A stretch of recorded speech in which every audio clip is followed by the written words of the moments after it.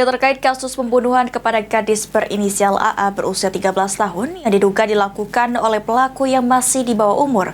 Komisi Perlindungan Anak Daerah Kota Palembang mengatakan perlunya pengawasan dari orang tua.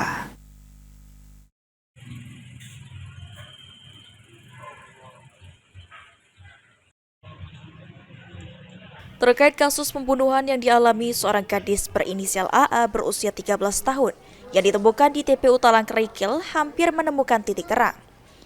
Pasalnya pihak polisian Polrestabes Palembang dan Polda Sumatera Selatan dikabarkan telah mengamankan 4 orang pelaku terduga pembunuhan AA. Diduga pelaku masih ada yang di bawah umur.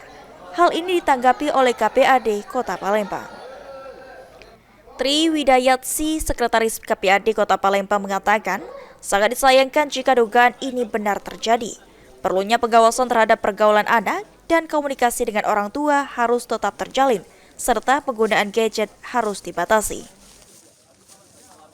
Tanggapan saya, yang pertama memang tetap kembali ke orang tua untuk pengawasan dengan siapa anak kita bergaul, kemudian mau kemana, mau ngapain, itu memang itu menjadi tanggung jawab orang tua dalam pengawasan.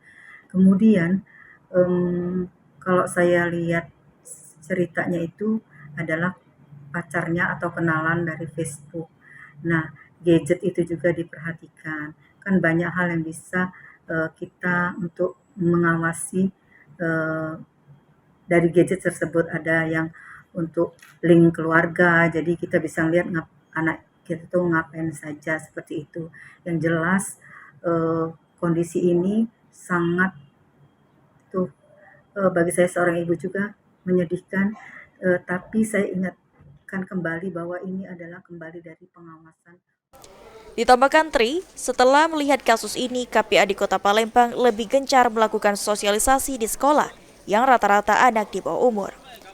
Dalam waktu dekat, KPAD Kota Palembang akan berkunjung ke rumah korban sebagai bentuk empati terhadap permasalahan ini.